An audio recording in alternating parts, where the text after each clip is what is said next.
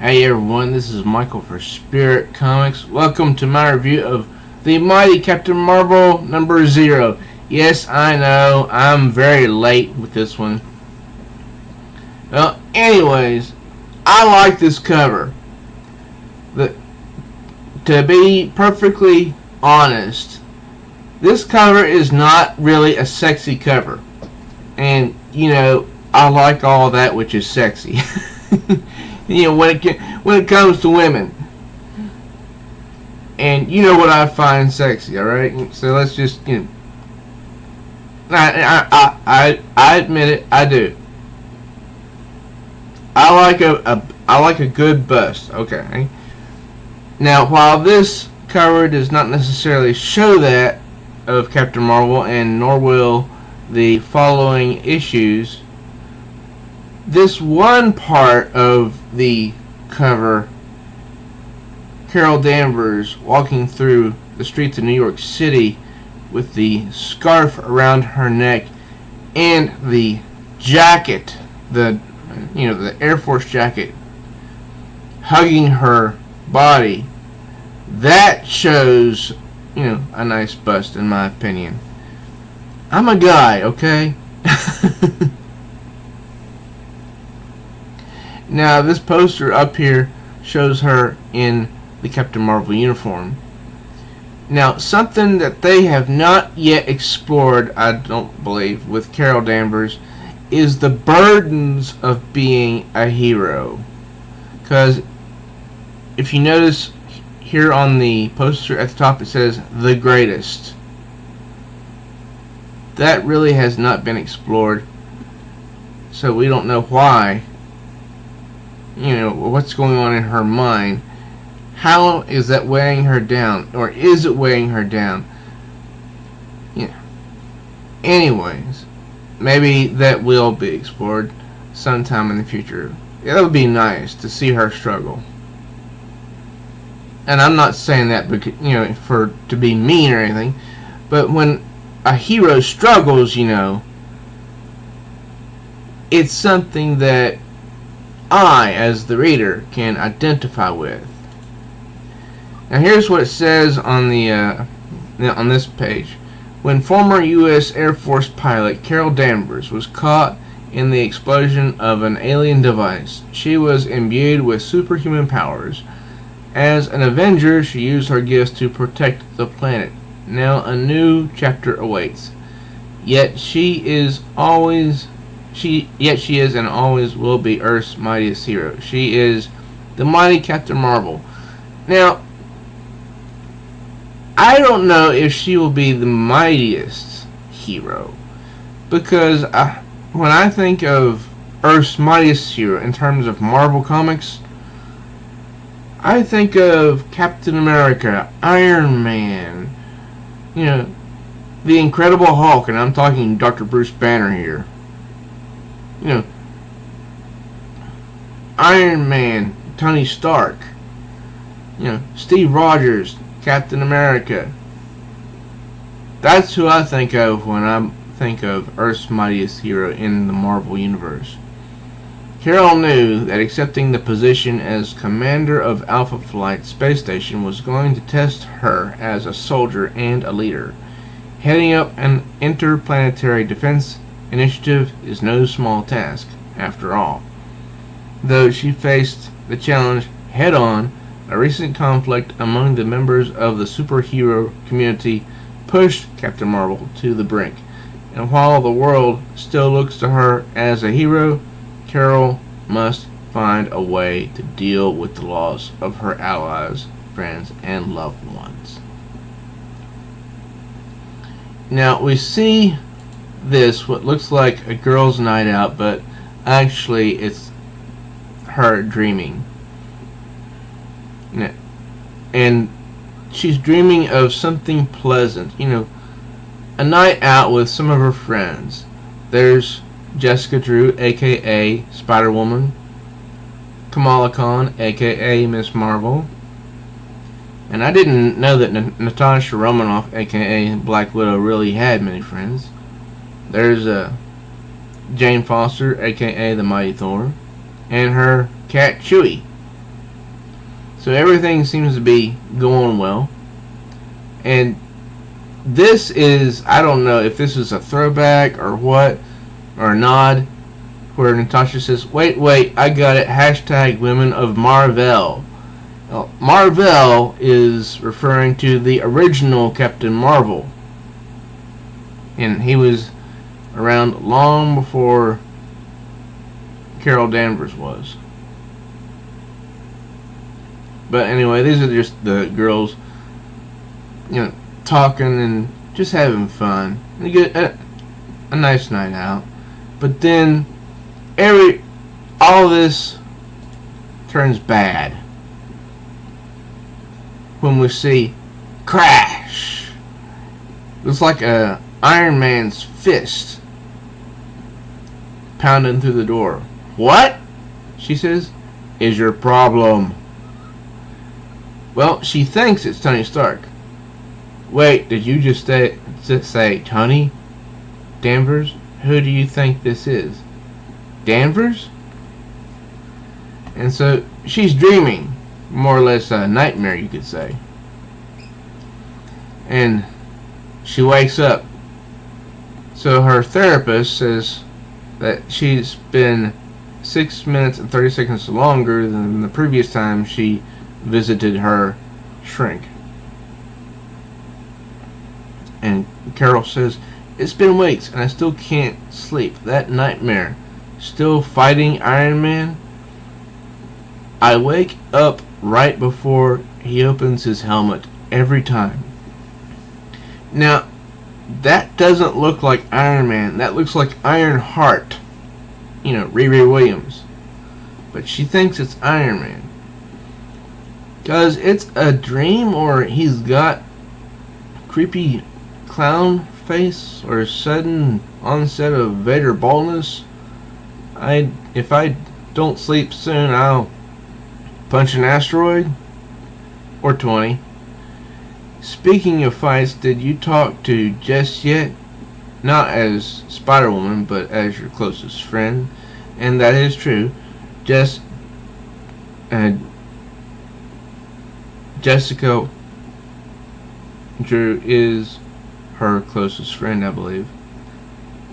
I'm busy. She's busy. She just had a freaking baby. And I have a flirkin' cat. And I don't know what that word flirkin' means. So you had a falling out. Talk to her. Friends fight. So do heroes. And she says, Carol says, do you give up on everyone you don't agree with? No, that's the shrink. And Carol says, can we just cut to the part where you tell me why I can't sleep and how to fix it, Doc? Is that your job, to fix everything? Fixing things, punching asteroids, just not feelings. Talk. Yet your insomnia problem stems from anxiety, too much combat, too many lost friends, too little attention to how that's all feels, not enough talking about it. So now here we see that Captain Marvel is thinking more like a man, and that's not necessarily bad, because men don't tend to talk about their feelings. They work on something. They direct their attention towards something, and they try to stay focused, and that's how they're portraying Captain Marvel. Look, the Alpha Flight Board mandated our sessions for a reason. And she says, blasting a few NASA satellites out of the sky? I thought they were asteroids. I was doing my job. Your brain is stuck on the battlefield. You may be the mightiest superhero on the planet, but if you can't move past that, you'll also be the most dangerous. You want to know dangerous, Carol says? While we sit here and chat, feelings, Doc. The world is falling apart and nobody even blinks. Is it? The shrink says. But I don't have that luxury. I'm the Alpha Flight Commander. It's my job to blink. I was just in a war where I could see the future and I could barely keep up then. Now I have to do it all without that power? Is that how you feel, Carol? Powerless? This isn't about me. She's getting frustrated, and of course I would too. You know, that's how life is when you feel somebody isn't really listening to you. And of course, she gets a remote and starts to turn the psych off. You know, the psychiatrist. But this is about you, Colonel. Your feelings and your losses. You won't be able to hold them in forever. You'll explode. You get that I can swallow the sun, right? She brags. I'm done talking, Doc. How about I send you a limited edition Carol Corps poster for all your trouble. I've signed 500 of them for fans. I can spare a few. You can click that remote all you want, but there's no off button for feelings. I feel fine. I feel great. In fact, you could say I'm on top of the world. And that much is true. You know, there is no off button for feelings, but you can control them. You know, that instead of talking about them, you can mentally control your feelings by not letting them be the master of you. And she says, literally. Alpha Flight Space Station, 250 miles above the Earth. Back online, and what did I miss? Alpha Dataport. There are 98 new crisis reports in the main Dataport queue since you logged off, Commander. That was fast. Better get to it. I like her cat. That's cute. You pulled night shift, Wendy? Anything on fire? No, Commander. Cough. No menacing space debris for you to attack with lasers. Cough. Again. I was doing my job. A debris field rolling right past Alpha Flight? A little convenient, don't you think? For who? She says under her breath.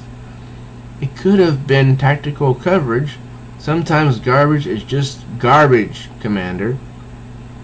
And some people like a clean workspace, Wendy. Yes, but a clean space? So sue me. I'll leave that to NASA, sir. You got served today. Jeez, everyone's so worked up about me blasting a few little satellites. I find that funny. While Earth's got a whole flood of desperate alien refugees arriving from 3 different galaxies, and they can hardly get any support at all. We're doing what we can, Commander. We can do more. We towed in 3 stalled life pods today, alone. Grab Puck and scan for heat signatures. We don't want to miss anyone else out there. Tell Brand I want a full update after our guests settle in. And get Squatch on NASA to help with civilian transports. Wendy says, I'll go through them myself, Commander. We all want you to rest. We? Is this a mutiny? Are you saying my own crew thinks? Is Commander Cranky Pants up from her nap yet? I love that. Commander Cranky Pants.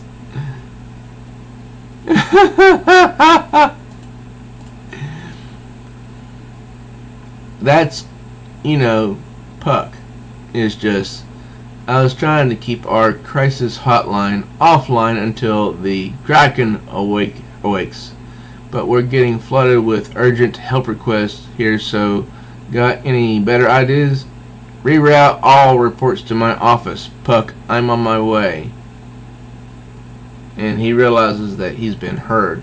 Sorry, did she just Cap? That's Commander Cranky Pants to you. Take us offline again and I'll send you to babysit an actual Kraken. Is that clear? Off, off, turn it off. I'll be in my office. Wait, are you wearing a Hala star on your collar? Now this is where it sort of gets cheesy. Carol Core, I joined your club, Commander. I have a club? Clubs. Fan club, sir. And cosplay club. And then there's the fanfic forum. I'm the moderator. You guys think this is hilarious, don't you? Permission not to respond, sir? Denied. I'll answer if you personalize my limited edition poster with this special gold pen. That is so freaking cheesy that it's funny. And Carol's expression is, well, she doesn't know what to think. She's just like, it's like, how in the world do I handle this? It's just like, where did this come from? I didn't even know about this. Now, I must say something about the artwork.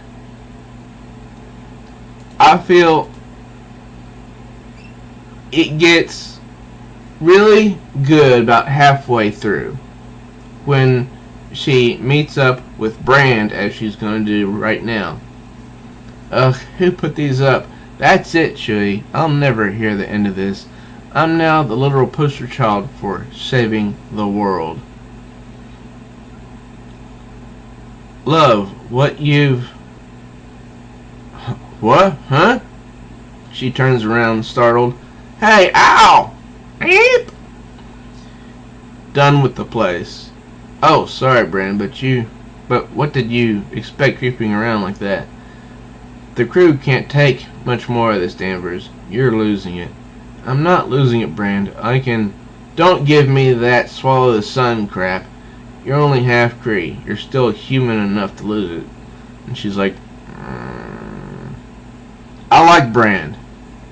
The one in the green hair. She's kind of cool. She speaks her mind. She's funny. I think this is where the artwork gets better. Everything becomes a little bit more detailed.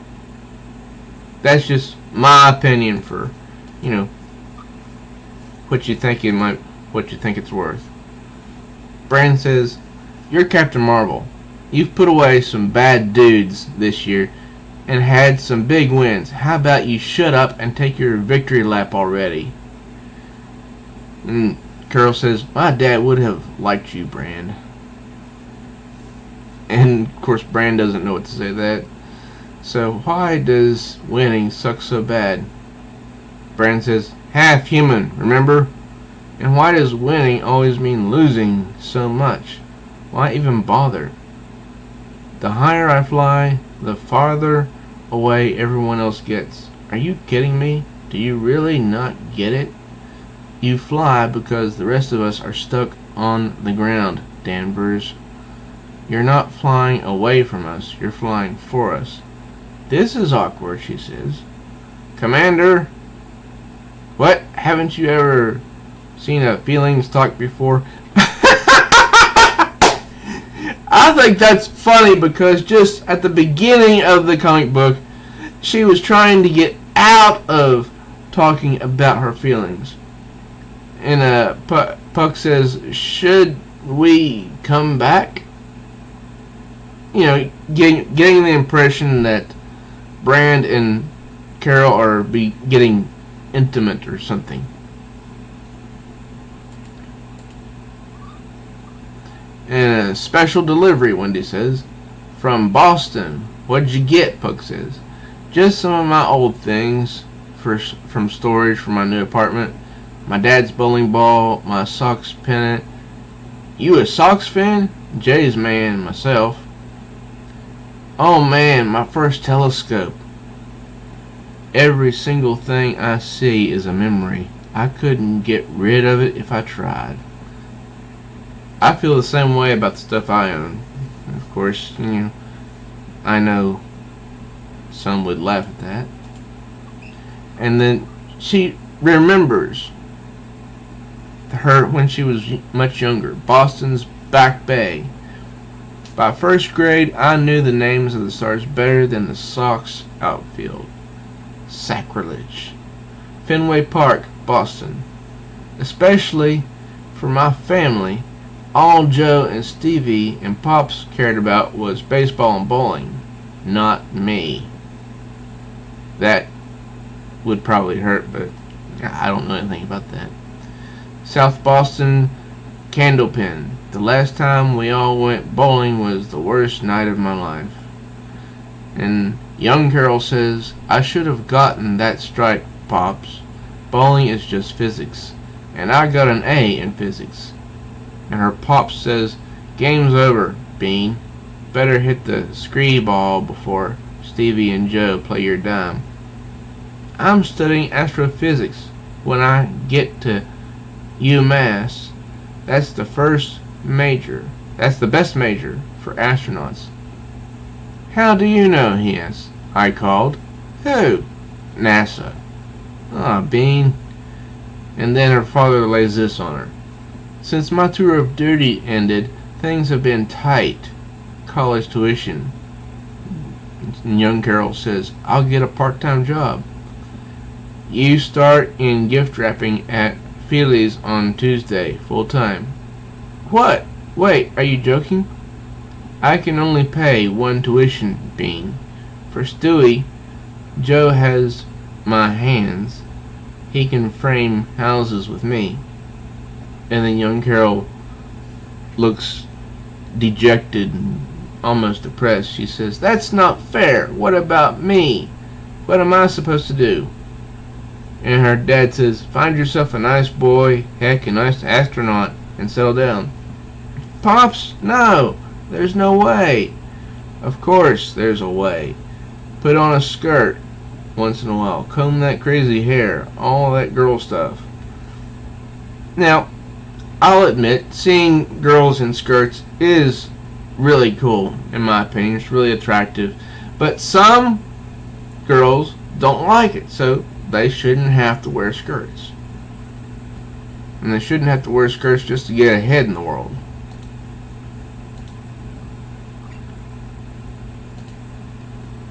And so she continues on reminiscing, saying, it's a lonely thing when the people you love don't know who you are. I gave up on Pops and enlisted in the Air Force the very next day. I was a hard worker, and my records showed it. Air Force enlisted, Air Force Command, NASA scrub, NASA Command, NASA Security Brass. Every CO said the same thing. I was the top of my class and the fastest of anyone, the best of the best for a girl. See, so women want to be appreciated in these fields for doing the job, not because they are female. They just want the same recognition that anybody else would get. She continues on saying, but I didn't care. I knew if I could just get up to space, no one could tell me who I couldn't be, or what I couldn't do. Once I was in the air, I fought the nose in my head. I fought the nose in my head with the noise of the engine. I drowned out all the voices that said I was nothing. I only heard what I knew, that I had always been something. And that's true. All of us are something, even if we don't realize it. So, what happened that night when I stumbled across my future? She's still reminiscing about what happened when she became more, when she became a super powered person. In a single moment, I inherited the powers of a planet and a people I had never known. I became stronger and faster. I flew higher and burned brighter. What had I found? People see what they want to see. To the NSA, it's an anomalous artifact. To the Kree, a psychic magnetron. To others, it's a Miri, the thing of wonder, a source of marvels. Maybe to Pops it would be my astronaut husband. The truth is, I don't care what you call it. I don't care if it found me or if I found it. I don't even care why. All I know is I went to lose myself in the stars, but instead that's where I found myself. My true self, all of me, Carol Danvers, and Captain Marvel. So that's what some people do, and they go their whole lives without really knowing who they are, what their purpose is. For Carol Danvers, it was no different, but when she became a superpowered being, that all changed. Commander, we need you on the bridge. Now this is back to the present. She's no longer reminiscing. Rawr? The doorbell's ringing, Chewie. Let's go see who's there. And that's Squatch. You know, the orange dude. Command to all Alpha personnel. We got company. Confirming a perimeter breach of station airspace. Report for yellow. We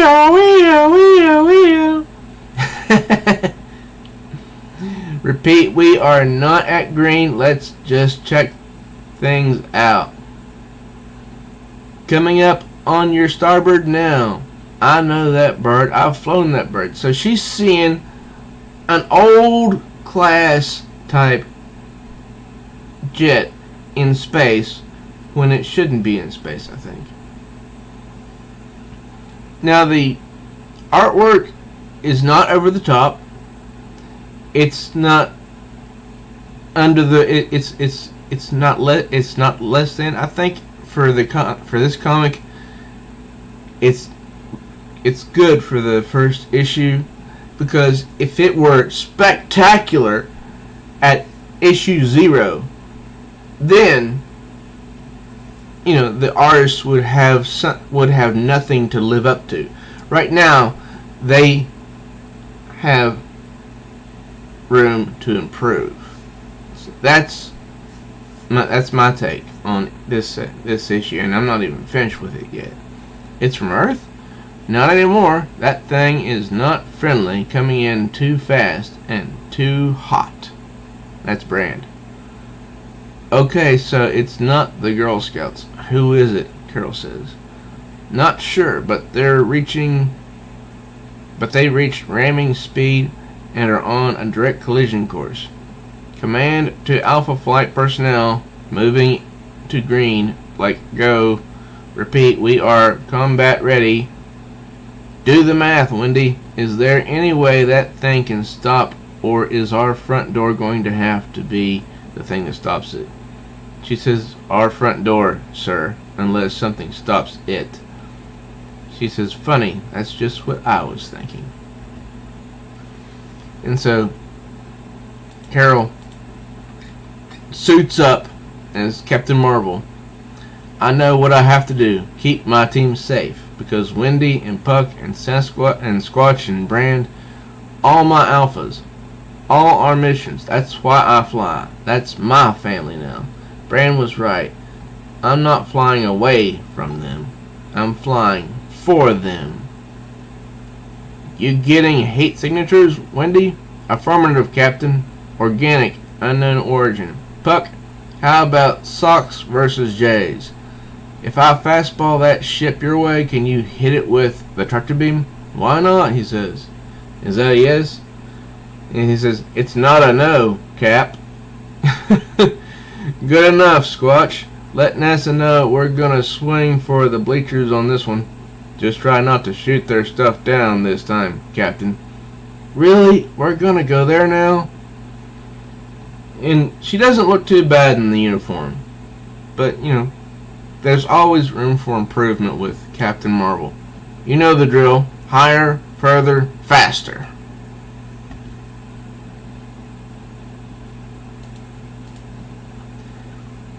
More. It's coming in faster than I thought, she's thinking to herself. Okay, that one stings. She felt something when she slammed into it. Now, Puck! Got it with the tractor beam. And it's a grand slam for the Jays. Hey, the Sox loaded those bases for you, pal. Are you seeing anything out there? I'm getting another signal. It's another ship. So they just took care of one ship. Now they have to take care of a second one.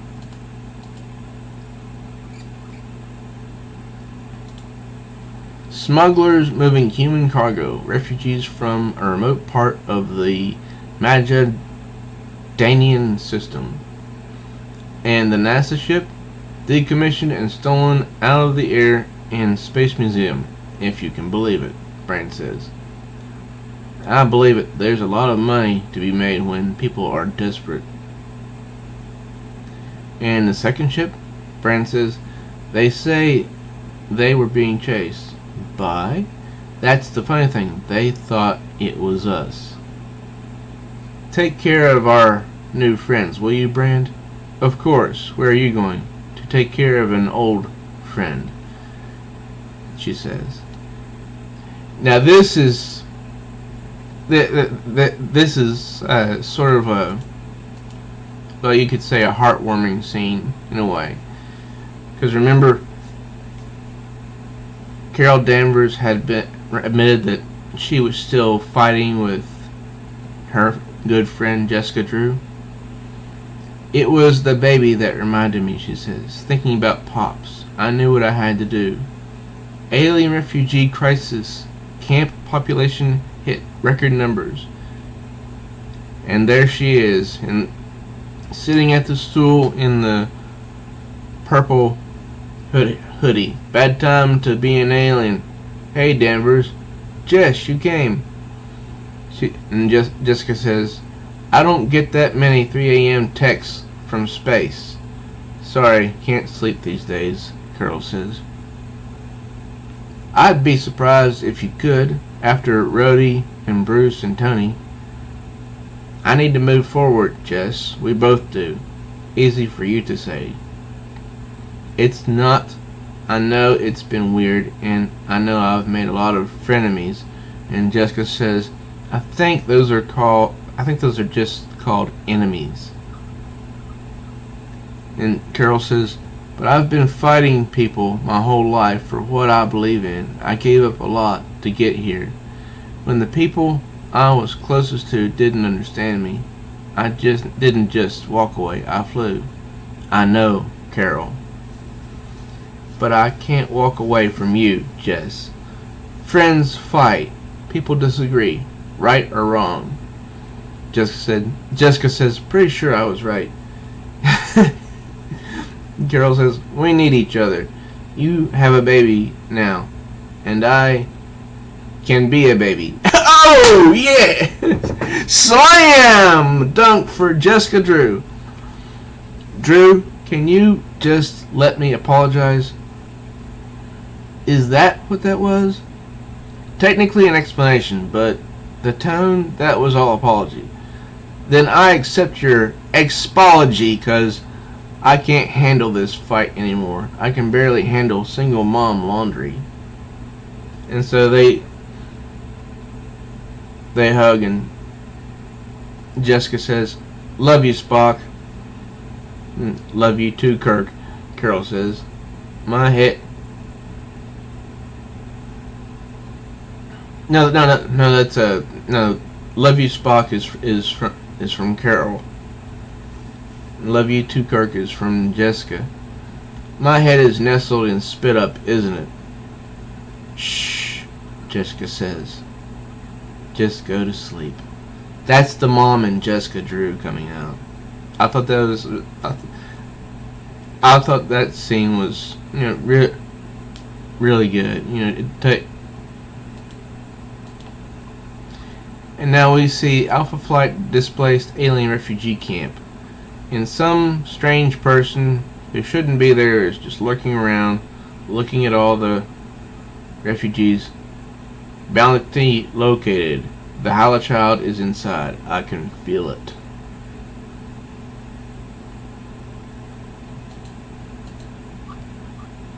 Meanwhile, back on Alpha Flight, Carol Danvers finally sleeps. Enough, Tony. Tony, who do you think this is, Danvers? Not the Jedi in the Dagobah Cave thing. Yes, the Jedi in the Dagobah Cave thing. Well, it's not Tony and it's not Riri. It's herself. Because the nightmare's not over yet. I'm still fighting myself.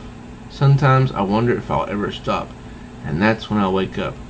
A new adventure begins in The Mighty Captain Marvel #1.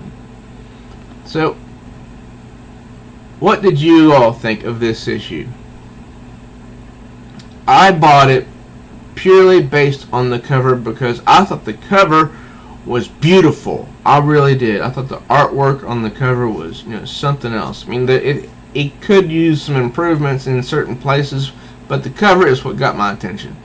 And the story, it was slow in places, but in other places it was good. So all around, all in all, I really enjoyed it. But what did you guys think? Leave me your comments below, and just let me know what you thought of The Mighty Captain Marvel issue 0.